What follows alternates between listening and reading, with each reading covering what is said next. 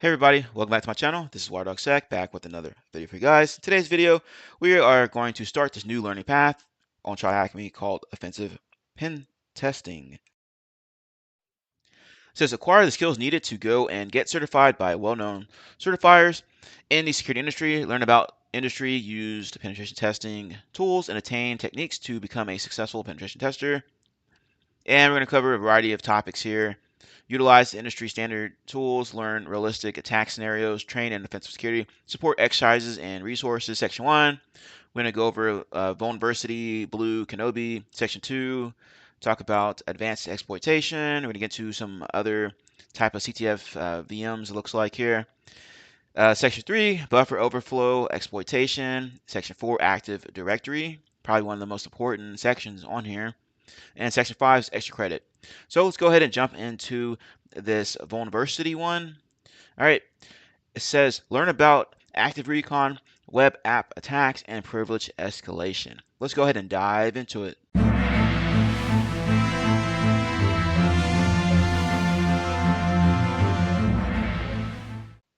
Task 1, deploy the machine, which I've already done. As you can see here, I am using the attack box provided by TryHackMe. I've already started up the target machine as well. But if you're going to use OpenVPN, be sure to check that out on how to properly configure that.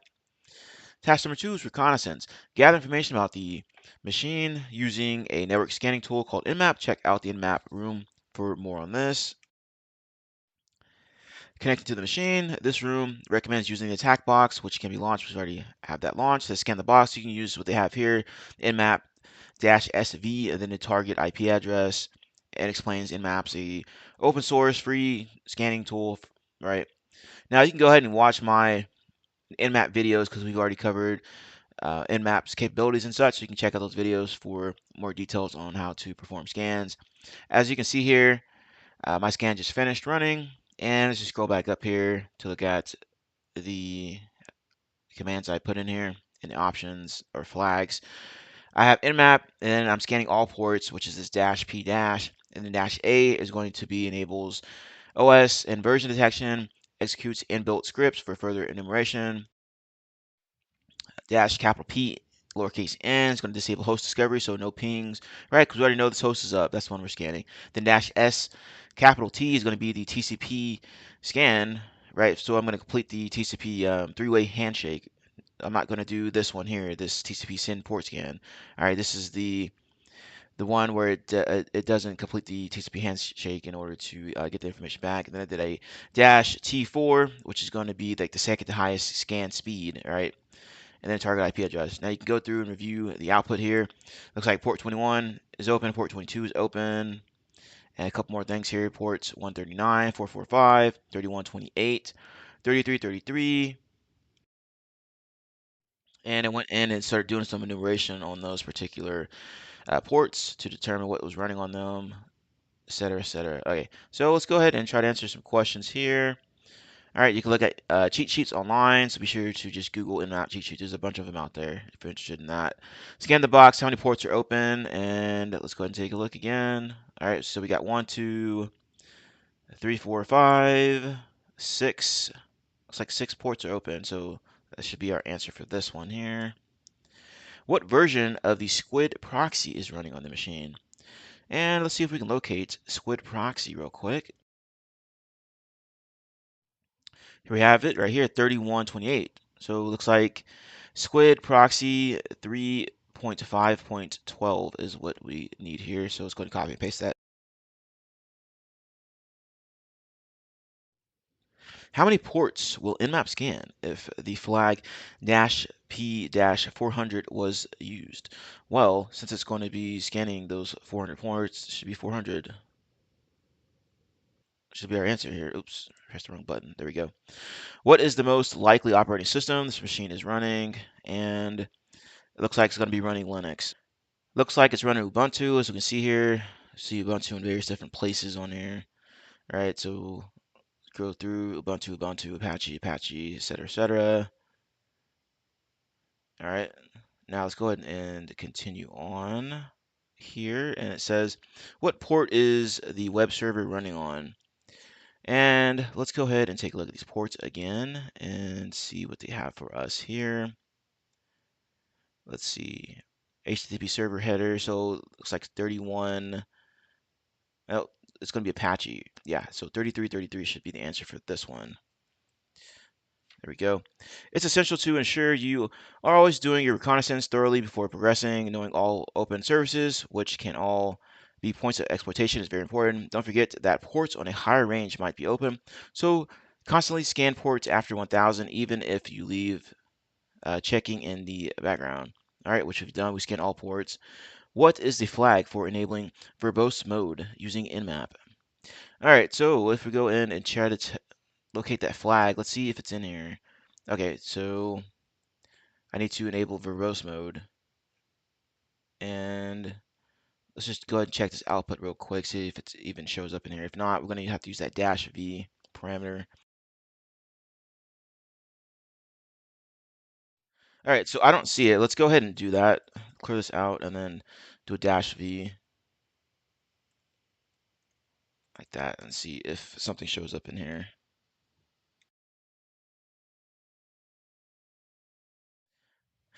All right, so I don't know how long this is going to take. Oh, it's just asking about it. Okay, never mind. So dash v should be that answer. All right, got ahead of myself there. All right, task number 3, locating directories using GoBuster. And let's go ahead and get into this. I already have GoBuster ran over here. So let's see, using a fast directory discovery tool called GoBuster, you will locate a directory to which you can use to upload a shell. Let's first start by scanning the website to find any hidden directories to this. We're going to use GoBuster. GoBuster is a tool for brute forcing URIs, directories and files, DNS, subdomains, and virtual host names. For this machine, we'll focus on using it to brute force directories. Download GoBuster here. If you're on Kali Linux, you can use this here to download GoBuster if you don't have it installed already. To get started, you will need a word list for GoBuster, which will be used to quickly go through the word list to identify if a public directory is available. If you use Kali Linux, you can find a word list in this directory here, user share word list. You can also use the word list for directories located here on the attack box, user share word list directory, yada, yada, yada. Now let's run GoBuster using the word list, right? So I've already done that here. As you can see, GoBuster dir, and then this particular word list we're going to use here. This is directory list 1.0.txt. All right, and let's take a look at this table real quick about GoBuster flags here. Be sure to read this all the way. -E, print the full URLs and the console. -U, the target URL. -W, path to word list, etc., etc. All right, I have successfully configured GoBuster. Yep, as you saw there, and I've already ran it, like I said. So let's go ahead and take a look at this particular output. All right, so it looks like it found a few different directories here. You got images, CSS, JS, and internal. This internal one looks very interesting. So let's go ahead and take a look at that. And let's go ahead and navigate there first. Let's go ahead and copy this link address like so. Open up Firefox here. So let's go ahead and plug this in. And then the other one was, I believe, was internal. So let's go and type that in. And let's see what it says. Yep, so this should be our answer here, internal. Go ahead and copy this over like so. As you can see there, it allows us to browse our files on a local system and then upload them here. So let's go ahead and take a look at task number 4, compromise the web server. And let's see what they have for us here. Now that you have found a form to upload files, we can leverage this to upload and execute our payload, which will lead to compromising the web server. We will fuzz the upload form to identify which extensions are not blocked. To do this, we'll use Burp Suite.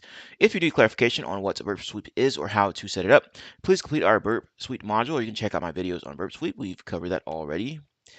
And so I'm going to go ahead and just fire it up here. Using Burp Suite, we're going to use Intruder, used for automating customized attacks. To begin, make a word list with the following extensions. So let's go ahead and do that real quick.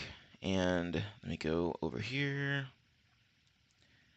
First, let's just do it the easy way. Let's get into our, I guess, home folder here, and we will just do it this way here. Let's do create document, empty file, And let's just call it, I guess, payloads, like so. All right, so we're gonna go ahead and just type all this stuff in here. Dot .php, dot .php, dot .php3.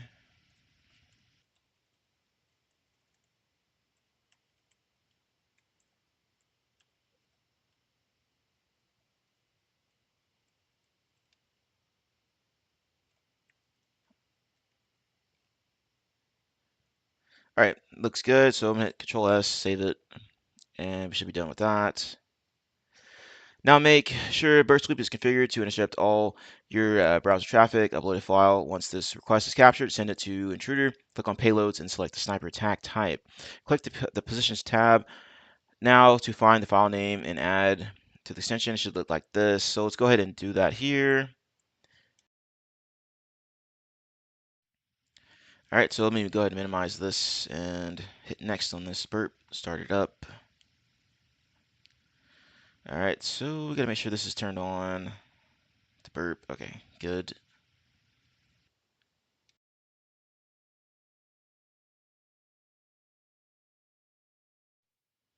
Okay, so let's go ahead and go to proxy. Intercept is turned on. Go ahead and click out of that there. And let's go ahead and generate a request here. All right, let's see here. Um, let's try, I guess this, whatever. We just want to get a request here. Okay, so let's take a look, and that's what it looks like here. All right, and we need to send this over to Intruder.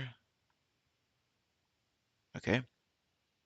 All right, sniper's already selected, and we want to put in our positions here. All right, all I did was delete what was in file name, put shell.php, and then in between or before this .php, I put one of these add markers, and then after it, I put another one. Now I'll flip over to this payloads tab here, and we are going to click load and go to our payloads file here. Now all these are in here. Now you can select start attack. All right, and you can see which ones are going to be accepted here. All right, yes, that should look like this. Now that we know what extension we can use for our payload, we can progress. So I guess it wants to take a look at this stuff here and take a look at the response. All these are 200, so all right, there we go. Extension not allowed, so we can't use that one. Go through, take a look at this one here, and extension not allowed for extension not allowed. Let's just go to this last one here. .phtml extension not allowed. Okay, none of these they all say they're not allowed. Hey everybody, just a quick little blurb here. As you can see here, most people that view my channel are not subscribers. If you're new here, please consider subscribing to the channel. If you're enjoying the video, please consider hitting the like button. It helps get me in the algorithm, helps spread the good word out there, helps bring more people and increase our glorious community here. All right, I'm all about helping out others. I know what it's like to come up in cybersecurity or even try to get into cybersecurity and not knowing where to look. I'm just having this channel up so I can help out other people. All right, that's all I got. Okay, so not sure what was going on there, but anyway, I created these two test files here. One is test.php and this other one is test123.phtml. Now, if we go and try to upload, let's try to upload test.php. Submit, extension not allowed. Now, if we go back and test this other one out, phtml, hit submit, this one is successful. All right, so that's what the file type we're going to go with. Now, let's continue. Now that we know what extension we can use for our payload, we can progress. Getting a reverse shell, we are going to use a PHP reverse shell as our payload. Reverse shell works by being called on the remote host and forcing this host to make a connection to you, so you'll listen for incoming connections, upload and execute your shell, which will beacon out to your control. You can download the following PHP reverse shell here to gain access through to this machine, follow the steps here, edit the PHP reverse shell.php file, and edit the IP to your IP address here. You can get this by going to http 10.10.10.10 in your browser. Try hacking a connected device. So let's go ahead and copy this out and then paste here. All right, flag connect. All right, whatever. Let's go ahead and get this PHP file here. So I'm going to copy this link over and navigate it to here. See what they have. All right, so this appears to be it here. Yeah, all right.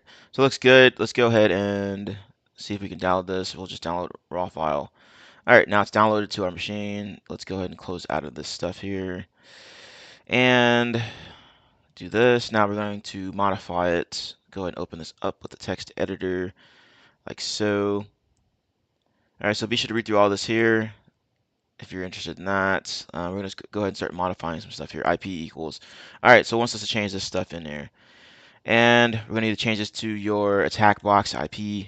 So mine is 10.10.7.239, and then port, let's just do port 4444 there. All right, so everything else looks good in here. So let's go ahead and Control S like so, and go ahead and exit out of this. All right, so the shell is ready to go. Let's follow this. Oh yeah, we need to rename it.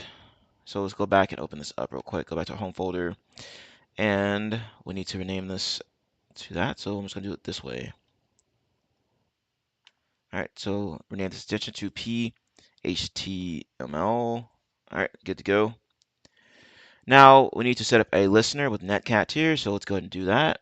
Let's go ahead and open up another tab. All right, so we're gonna put NC-LVNP, and then the port. It's gonna be that there.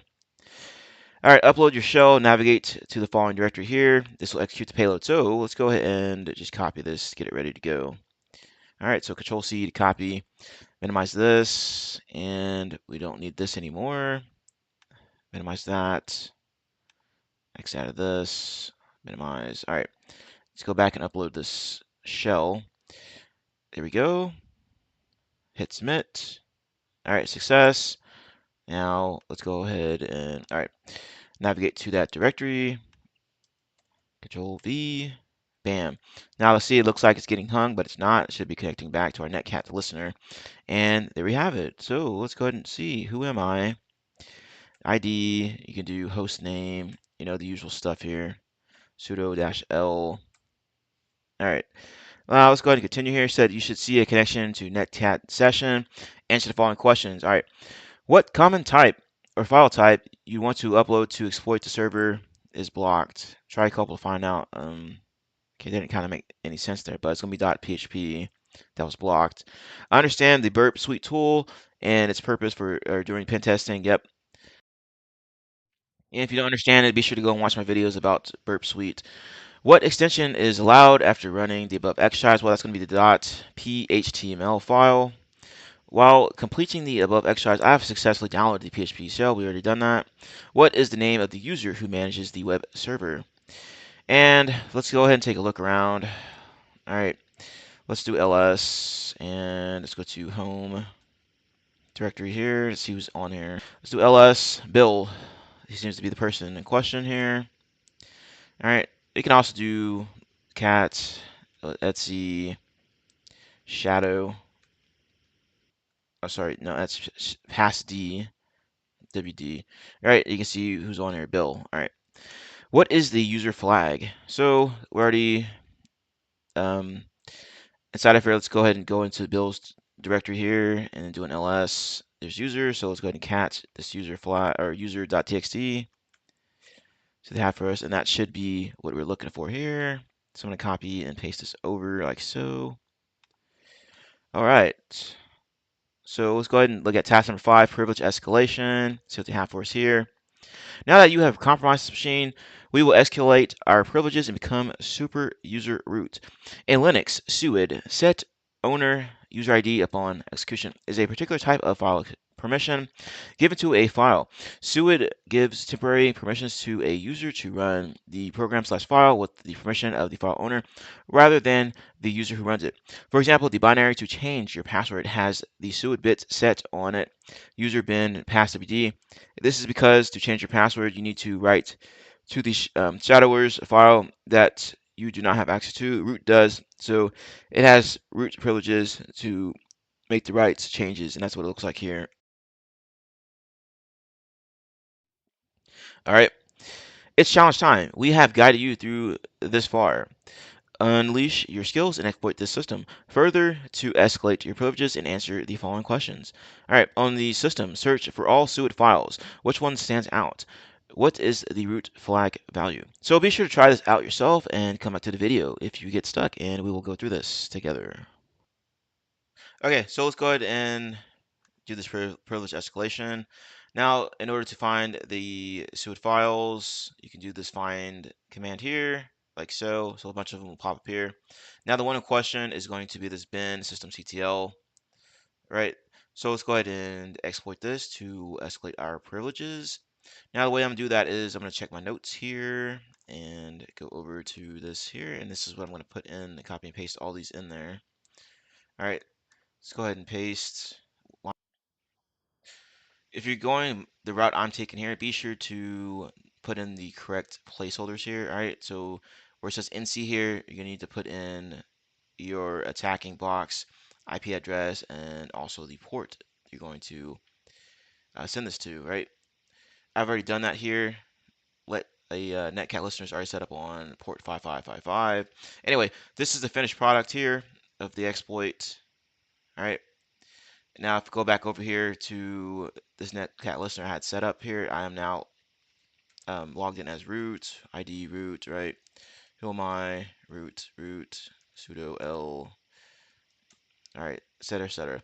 So I am root. Now I can go ahead and try to find that flag. All right, let's go ahead and cd into root, ls, and there we go. Cat root dot txt. So that is the contents of the root file. And that pretty much wraps up this video.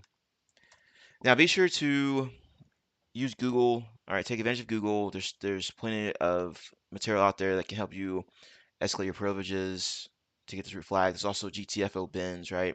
Has stuff about systemctl, so maybe you can use this to escalate your privileges on the box or something similar to that. But anyway, thank you all for taking time to watch my video. If you liked the video, if you got any type of value out of the video, be sure to like, comment, and subscribe.